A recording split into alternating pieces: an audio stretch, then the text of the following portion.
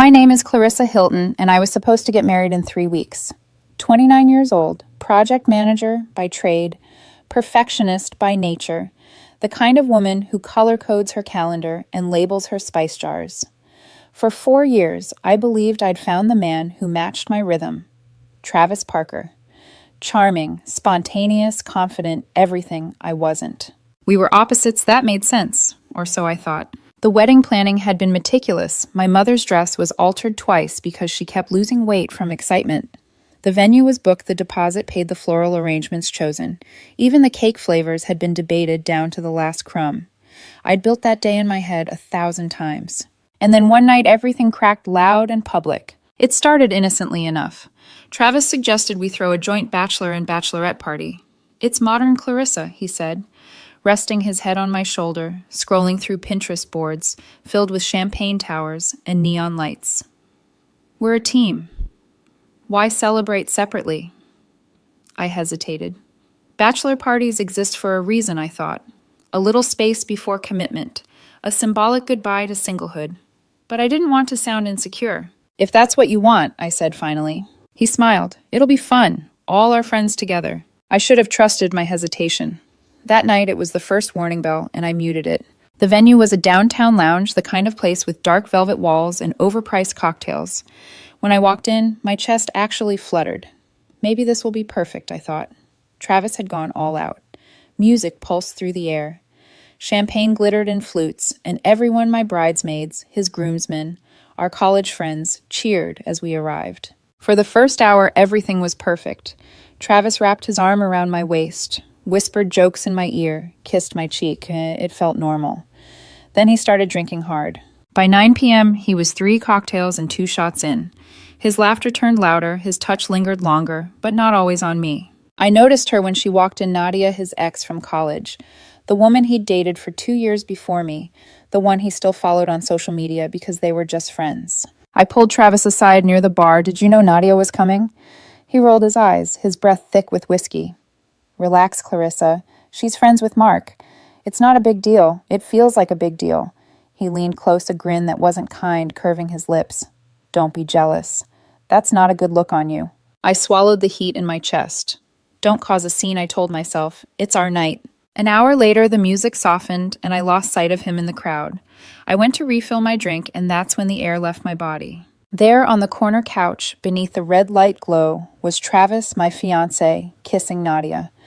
Not a polite peck, not a drunken accident, a deliberate, full, lingering kiss, his hand on her lower back, her fingers tangled in his hair. My first reaction wasn't anger, it was stillness. The kind of stillness that only comes when your brain can't compute what it's seeing. People were watching. My bridesmaid Maya's mouth fell open. His friends froze mid-laughter. Travis didn't even notice the room had gone silent until I stepped forward. I set my untouched glass down on the table next to them. The sound of it clicking against the wood made him pull away. His expression was lazy, amused, like I'd interrupted a joke. "Clarissa," he said, wiping his mouth. "Don't make this a big deal. It was just a kiss. Just a kiss." My stomach turned. "You kissed your ex at our joint party." He laughed. Actually laughed. "You're overreacting. We were celebrating. Stop being dramatic." Something inside me snapped, but not loudly. It broke in silence like thin glass under pressure. "Okay," I said quietly. "Then celebrate without me." He frowned. "What's that supposed to mean?" I looked around at our friends, pretending not to stare at the DJ, shifting awkwardly at the future I'd built, crumbling quietly under dim lights. "It means we're done." He stood up too fast, nearly spilling his drink. "Clarissa, come on, you're being ridiculous." "No, Travis, I've been ridiculous for 4 years, pretending your flirtations were harmless, your boundaries flexible. Not tonight." He scoffed. "You'll regret this tomorrow." I smiled faintly. "I'll take that chance." And I walked out. I didn't slam the door or cry in the Uber. I just stared out the window, watching the city lights smear across the glass, thinking about the thousands of dollars spent on a wedding that would never happen. When I got home, I poured myself a glass of bourbon, sat at my kitchen table, and let the silence wrap around me like armor. My phone buzzed nonstop, Travis, his friends, even my mother calling in confusion. I didn't answer. At 6 a.m., I opened my laptop and began canceling everything.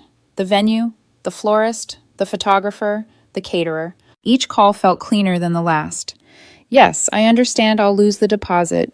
No, there's no reschedule. Please remove my name from your list." By 9 a.m., the wedding that had taken months to build was gone. Maya showed up at my apartment door that afternoon, still in last night's outfit, eyes wide. "You really did it." I nodded. "There's no wedding." She stared, torn between pride and heartbreak. He said it was just a kiss. I met her eyes, and that's exactly the problem. The room went still. Somewhere outside, a car horn blared, then faded into distance. That evening, I sent one group message to all our guests. "The wedding scheduled for October 14th is canceled. Thank you for your understanding." No details, no explanations. Just an ending. By sunset, my phone exploded with replies. Confusion, pity, outrage. But as I sat there on the couch, bathed in golden light from the window, I realized something I'd never known before. Peace isn't always gentle. Sometimes it's the quiet that follows destruction. And for the first time in 4 years, I could breathe. The next morning, I woke up to 47 missed calls and 83 unread messages. Travis's name sat at the top of every thread, alternating between apologies and accusations. "Clarissa, please answer. I was drunk. It was just a kiss. Don't ruin everything over this. You're being immature. We're supposed to be getting married in 3 weeks. You'll regret this when you calm down." I scrolled through them without reacting. My heartbeat didn't even quicken anymore. It was as if something in me had quietly detached the night before the part that still believed in him. Maya came by again that afternoon, hair tied back, holding 2 cups of coffee and a look of concern. "You're trending," she said softly, setting her phone on the table. There it was, posts from our mutual friends, vague captions about 4 years gone overnight, and people debating whether I'd overreacted. Someone even uploaded a clip from the party, a shaky, dimly lit video of Travis and Nadia kissing. It had already reached 5,000 views. I felt strangely calm watching it, detached, like I was observing someone else's tragedy. "That's the best thing that could have happened to me," I whispered. Maya blinked. "What do you mean?" "If that video exists, I never have to explain myself again." She stared at me for a long time, then nodded slowly. "You're stronger than I thought." "Not stronger," I said quietly. "Just done." That week, I called a locksmith and changed the apartment locks. Then I packed Travis's things, shirts, cufflinks, his collection of whiskey glasses into boxes, and left them by the door. I texted his best man, Mark. "Please pick up Travis's belongings. I'll be at work." He replied with a single line. "You're making a huge mistake, Clarissa." Maybe I was, but it wasn't the kind he meant. By Tuesday, the story had spread through every corner of our social circle. People took sides like it was a sport. Half of them believed Travis's version that it was just a stupid kiss, and I was being cold and unforgiving. The other half avoided commenting at all, though their silence said plenty. At work, whispers followed me down the hallway. Engagement photos that used to hang on my desk now sat in a box under my chair. My boss called me in to check if I was emotionally fit to continue managing the upcoming project. I smiled politely. "I'm fine, thank you. Let's talk budget forecasts." He blinked, caught off guard. That was the day I realized when you refuse to perform your pain. People don't know where to put it. By Friday night, Travis showed up outside my apartment.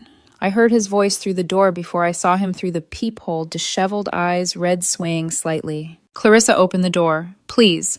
I made one mistake. Don't throw us away." I didn't move, didn't even breathe. He knocked again, harder this time. "Clarissa, I love you. We can fix this." The knocking became pounding, and I imagined the neighbors peering through their peepholes. "Clarissa." My phone buzzed with a call from him. Then another. Then silence. I waited. Minutes stretched. Eventually, the footsteps retreated. Maya texted me an hour later. "He's been posting drunk stories on Instagram. Something about loyalty, being dead." I sighed. "Let him post," I muttered to no one. "He's only proving my point." The next few days became a blur of noise I refused to participate in. Gossip threads, pity texts, unsolicited advice. Everyone had an opinion on what I should forgive, how quickly I should move on. But none of them had stood in that lounge. None of them had watched the man they loved look into their eyes and laugh while betraying them. That's the part nobody saw. Sunday morning arrived calm and gray. I brewed coffee, opened the window, and let the city breathe with me. My mother called. "Sweetheart," she began softly. Travis's mother called me. She's devastated. She says Travis hasn't eaten, hasn't slept. "Mom," I interrupted gently. "Please don't." She paused. "I know you're hurt, but people make mistakes." "I'm not punishing him," I said. "I'm protecting myself." She exhaled. "I just don't want you to be alone." "I'd rather be alone," I said, "than with someone who thinks my pain is an overreaction." Silence. Then finally she whispered, "You sound sure." "I am." That night, Maya and I sat on my balcony with 2 glasses of wine and a bag of takeout. The air smelled like rain and exhaust fumes, oddly comforting. She leaned back, squinting at the city lights. You really deleted all his messages. Every single one. She smiled faintly. So this is what freedom looks like, huh? I looked at the skyline, the thousands of glowing windows, each holding someone else's story, and let the quiet fill the space between us. No, I said after a moment. This is what starting over looks like. And somewhere deep in my chest, beneath the wreckage of the past week, something small and steady began to pulse again. Hope. 2 months passed. Enough time for the gossip to die, for Travis's name to fade from daily conversation, though not from memory. The first few weeks after the breakup felt like standing in a house that had burned down, the structure still there, but everything inside turned to ash. My routines, my weekends, even my silence felt different. But when the smoke cleared, I discovered something unexpected: space. Space to breathe, space to build again. I threw myself into work. I arrived early, stayed late, volunteered for the projects no one else wanted. The office became my therapy spreadsheets instead of tears, deadlines instead of distractions. My boss, impressed, started hinting about a promotion. Maya called it my revenge arc. Let him scroll through Instagram and see you glowing, she'd laugh. But it wasn't about revenge anymore. It was about reclaiming myself. For the first time in years, my days weren't shaped around someone else's moods. I filled my apartment with little pieces of peace. A new couch, fresh flowers, every Sunday books stacked unevenly by the window. I cooked for one and ate slowly, savoring the quiet. It wasn't loneliness. It was solitude, the kind that heals instead of hollows. One night I was working late when a message appeared on my screen. Liam Chen. He'd been one of Travis's groomsmen, quiet, thoughtful, with the kind of eyes that notice details others miss. He'd texted a few times since everything happened, mostly checking in politely, never crossing lines.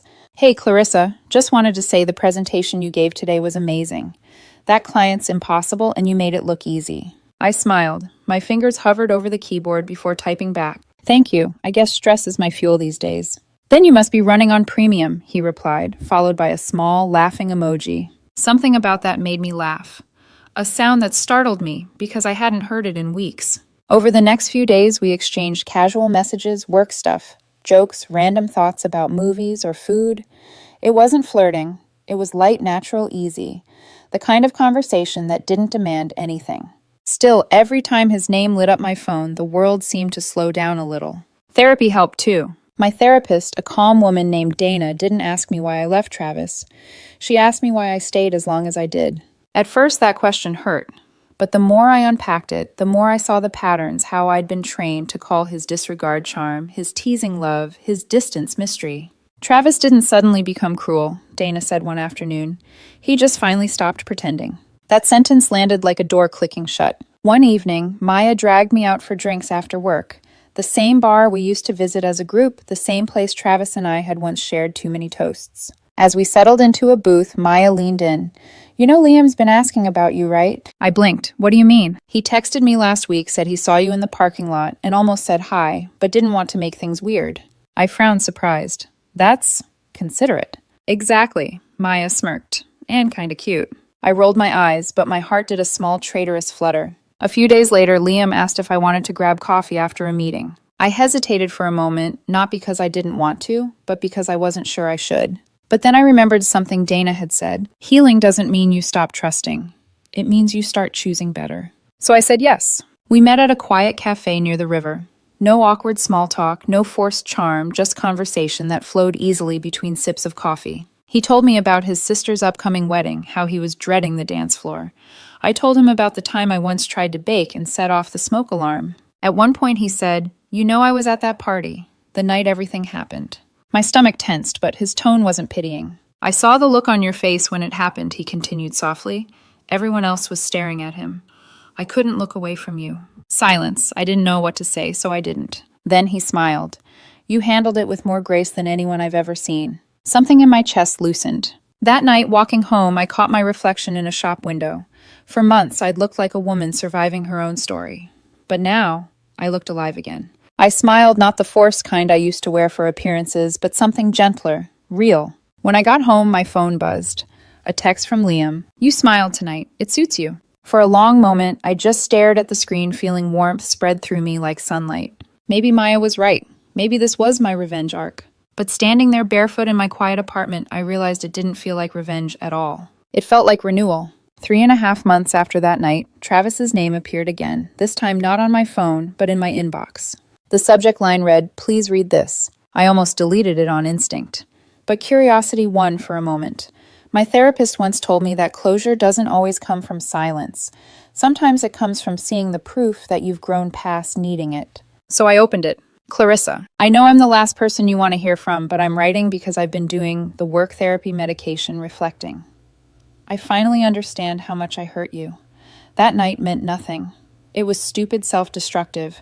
I had too much to drink and panicked about the wedding, about commitment, about losing myself. You were the best thing in my life, and I threw it away because I was scared. I'm not asking for you back, just a chance to apologize face to face. Please, Clarissa, just one conversation. Travis. His words were neat, carefully structured. The kind of message that had been proofread 10 times. I could almost see him agonizing over every sentence, trying to sound evolved. But all I felt was nothing. Not anger, not sadness. Just a quiet recognition that this email wasn't for me, it was for his conscience. I deleted it. No response, no closure ceremony. Just delete empty trash and move on. Later that week, I told Liam about it while we were having dinner. We'd been seeing each other more frequently. Coffee turned into dinners, into late-night walks, and soon into something that didn't need labels to feel right. He emailed you, Liam asked, setting his fork down. Yeah, the full redemption arc. Therapy, apologies, trauma, unpacking all of it. What did you say? Nothing. A slow smile tugged at his lips. Good. I laughed softly. You don't think that's cold? He shook his head. No. You already said everything that mattered when you walked away. But not everyone agreed. The next afternoon, I ran into Carla, one of Travis's friends, at a grocery store. She gave me the kind of smile that pretends to be polite but feels like a knife. I heard you're dating someone, she said, her tone syrupy. Already. I froze for a second, then smiled. Yes, already. She tilted her head.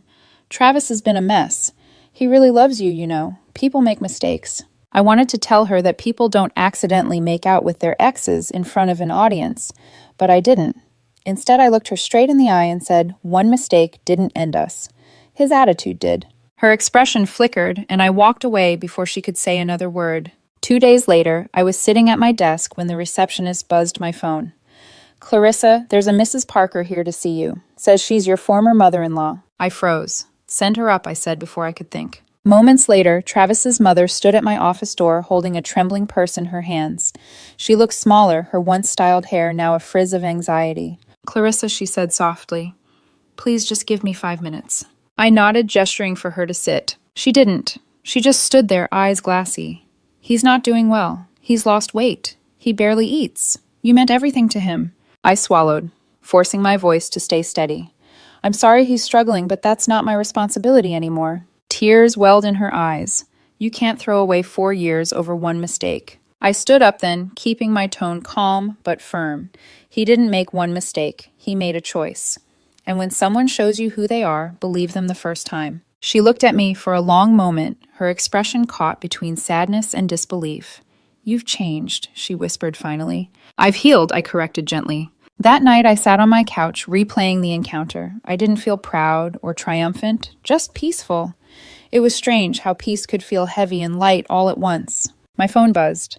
A message from Liam. Still awake. Barely. Long day. I'm outside. I blinked. Outside, I texted back. Yeah, you sounded like you needed air. I opened the door, and there he was standing under the streetlight, holding 2 cups of hot chocolate. You're supposed to be asleep, I said, smiling despite myself. He shrugged.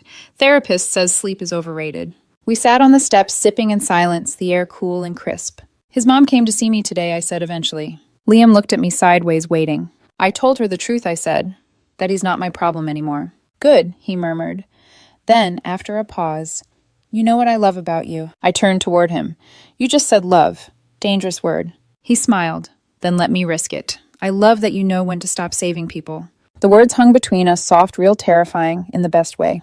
I didn't respond right away. Instead, I leaned my head against his shoulder. And for the first time since everything had fallen apart, I realized I wasn't rebuilding my life around the wreckage. I was building something entirely new. 5 months after everything fell apart, I got an invitation that made me hesitate for a moment before accepting Maya's engagement party. She'd found someone kind, patient, and real. The sort of man who didn't need to be the loudest person in the room to make her feel safe. I wanted to be there for her to celebrate her joy, but a part of me couldn't ignore the tiny knot in my stomach that whispered, "What if Travis shows up?" "Don't worry," Maya said when I asked. "He's not invited." Still, fate has a cruel sense of humor. The night of the party, I wore a soft navy dress that hugged me just right. Liam came with me, and the moment he took my hand, I knew I could handle anything. The restaurant was glowing with warm, light laughter bouncing off the walls. For the first hour, I let myself enjoy it, the music, the chatter, the easy way Liam's fingers laced through mine. Then I heard Maya's voice behind me, low and uneasy. "Clarissa, don't freak out. But he's here." I turned. Across the room, standing near the bar, was Travis. He looked smaller than I remembered, thinner, paler. The sharp edges of arrogance had worn away, replaced by exhaustion. For a fleeting moment, I felt something close to pity. Then I remembered the woman I'd been that night, the one who'd walked out of a party in humiliation, and the pity dissolved. I nodded at Maya. "It's okay. You sure?" "Completely." Travis noticed me a few minutes later. I saw it happen, the flicker of recognition, the tightening of his jaw, the way his gaze darted to Liam beside me. His eyes widened slightly like he hadn't expected me to move on. Liam leaned close and whispered, "You good?" I smiled faintly. Better than good. For the next hour, I tried to ignore Travis's presence. We mingled, we toasted, we danced. Liam kept me laughing, steady as gravity. But I could feel Travis's eyes on me, watching, waiting, unraveling. Eventually, he approached. I knew he would. I was alone at the bar, ordering a drink, when his reflection appeared beside mine in the mirror. "Clarissa," he said quietly. I didn't turn. "Travis, can we talk?" "There's nothing to talk about." "Please," he said, his voice cracking slightly. "Just 5 minutes." I sighed, finally facing him. 5 minutes for what? You already said everything you needed to in that email. He looked at me desperately. "I know, but I need to say it in person. I was drunk stupid. I didn't mean anything by it." "Then why does it still mean something to you?" I asked. He blinked. "What? If it meant nothing, you wouldn't be standing here months later asking for forgiveness." He exhaled shakily. "Because I love you. I never stopped." I looked at him, really looked. He wasn't the same confident man I once knew. There was guilt in his eyes, maybe even genuine remorse. But whatever we'd been had burned away long ago, and all that remained were ashes. "I don't think about you anymore, Travis," I said softly. Not in anger, not in longing, just not at all. He swallowed hard. "So that's it. 4 years gone. You ended those 4 years the moment you laughed in my face while kissing someone else." His expression hardened, pride rearing its head one last time. "You're with him now."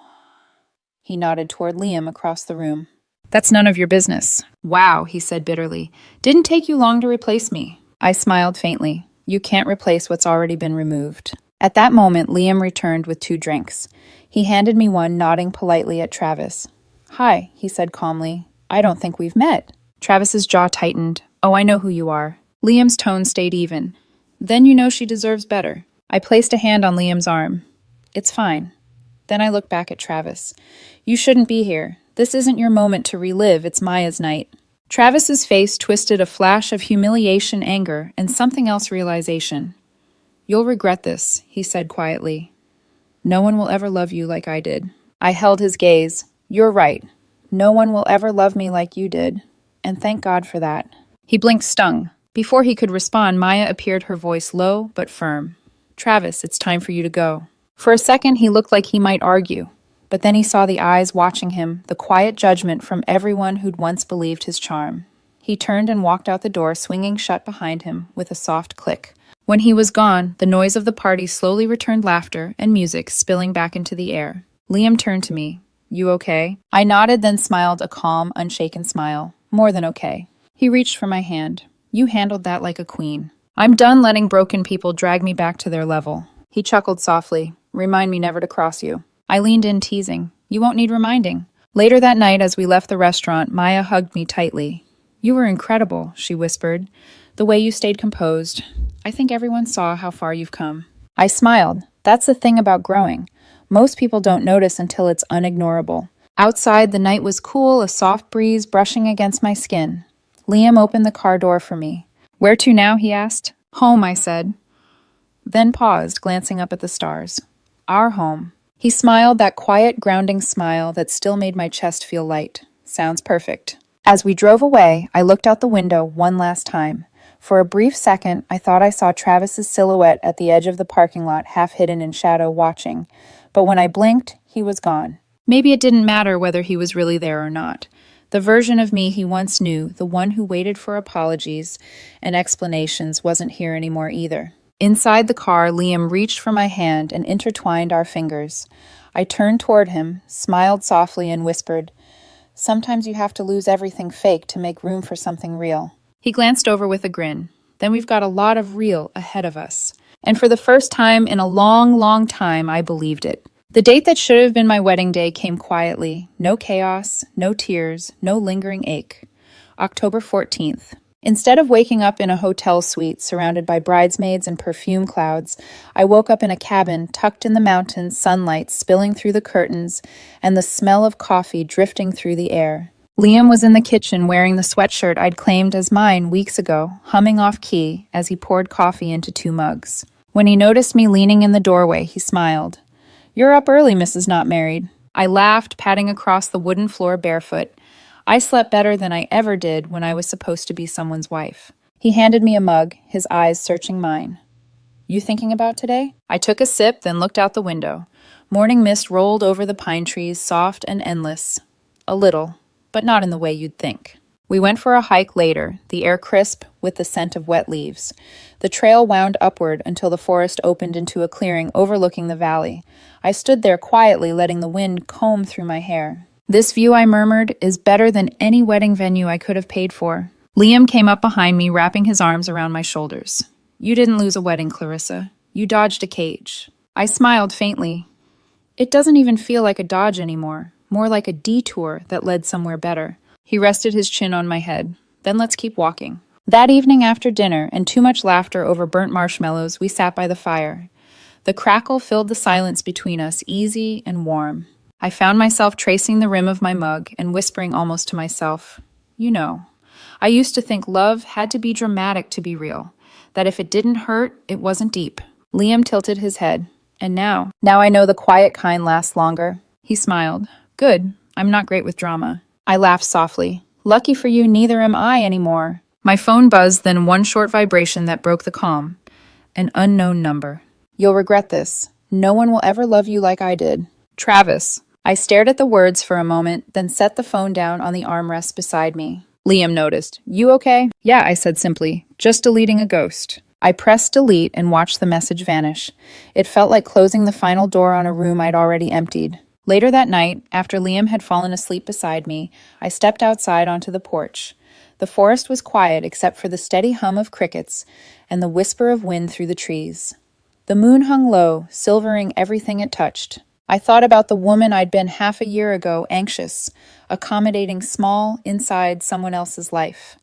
And then I thought about the woman standing here now, unshaken, certain whole. Travis had once said, "You'll never find someone who loves you like I do." He was right. I'd found someone who loved me better, someone who listened, who didn't confuse chaos with passion, who never made me beg for respect. I had found myself again. As dawn crept over the mountains, I wrapped my blanket tighter and whispered into the soft air, "Thank you, Travis. Not for the memories, but for the lesson, for showing me exactly what love should not feel like, for pushing me unwillingly toward the peace that came after you." The fire from the night before had gone out completely, but its warmth still lingered in the ashes. That was me, I realized, burned, yes, but still warm, still capable of light. Inside, Liam stirred, calling my name sleepily. I smiled, turned back toward the cabin, and walked inside into a life I had chosen freely without fear. The sound of coffee brewing